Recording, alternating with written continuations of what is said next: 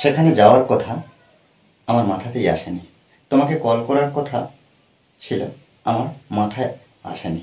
দেখো, আমরা প্রত্যেকবারে এই যে মাথায় আসেনি, এই বিষয়টা আমরা দেখবো। দেখো বাক্যগুলো কি আছে। সেখানে যাওয়ার কথা আমার মাথাতেই আসেনি, এটা করার কথা আমার মাথাতেই আসেনি, তাদের নিমন্ত্রণ করার কথা আমার মাথাতেই আসেনি। আমার মাথাতেই আসেনি। তোমাকে কল করার কথা, সেটাও কি আমার মাথাতেই আসেনি। দেখো এই বিষয়টা, এই যে মাথাতেই আসেনি, এই বিষয়টা কি করতে হবে না, আমাদেরকে ইংলিশে বলতে হবে। আমরা কিন্তু অনবরত বাংলাতে বলে থাকি, কিন্তু এগুলো ইংলিশে বলতে গেলে আমাদের বারবার প্র্যাকটিস করতে হবে। দেখো আজকের এই বাক্যগুলো আমরা সুন্দরভাবে প্র্যাকটিস করবো, যাতে এই বাক্যগুলো ইংরেজিতে বলতে পারি। যাতে পারে এই বাক্যগুলো ইংলিশে যাতে সহজভাবে বলতে পারি। দেখো, সেখানে যাওয়ার কথা আমার মাথাতেই আসেনি। তাহলে এই যখন আমার মাথাতেই আসেনি, এই বিষয়টার জন্য কি করব না, ইট নেভার ক্রসড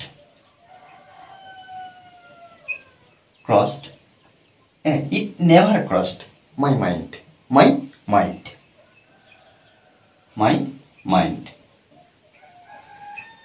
কি, it never crossed my mind, আমার মাথাতেই আসেনি। প্রত্যেকবার এটা ব্যবহার করব। এবার দেখো, সেখানে যাওয়ার কথা আমার মাথাতেই আসেনি। এরপরে আমরা কি করব, টু ব্যবহার করব। টু ব্যবহার করে যে ভার্বটা পাবো, সেই ভার্ব টুর পরে বসাবো। দেখো, একটা বাক্য ট্রান্সলেট করলে প্রত্যেকটা বাক্য সুন্দরভাবে ট্রান্সলেট করতে পারবো।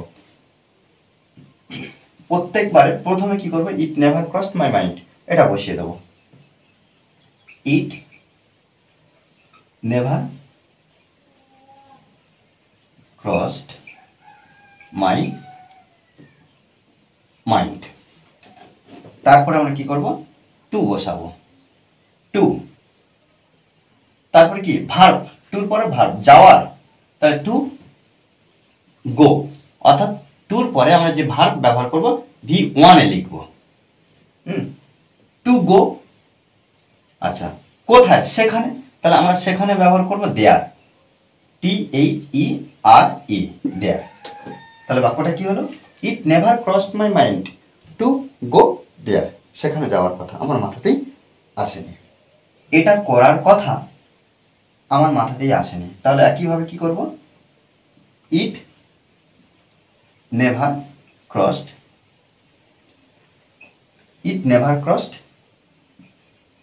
মাই মাইন্ড টু। তাহলে টু ভার্ব কোনটা, করার কথা, টু ডু, V1 এ বসালাম। টু ডু ইট, ইট মানে এটা, তাহলে এটা করার কথা আমার মাথাতেই আসেনি। তাহলে ইট never crossed my mind to do it. তাদের নিমন্ত্রণ করার কথা আমার মাথাতেই আসেনি। তাহলে একইভাবে আমরা এটা তুলে দেব। তারপর টু, তাহলে কি, it never crossed my mind two, এই যে নিমন্ত্রণ, ইনভাইট, কাদের, তাদের, দেয়ার মানে তাদের, তাকে কল করার কথা আমার মাথাতেই আসেনি। তাহলে যেখানে আমরা একইভাবে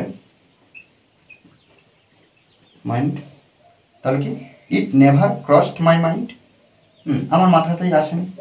কি আসেনি না, তাকে কল করার কথা। তাহলে টু কল কার, তাকে। তাহলে এখানে আমরা হার ব্যবহার করব। অর্থাৎ তাকে আমরা যে সাবজেক্টটা, প্রিয়াকে, রিয়াকে, প্রিয়াঙ্কাকে, এইথিকা, যে যেটা পাবো আমরা, সেইটা আমরা লাস্টে বসিয়ে দেবো।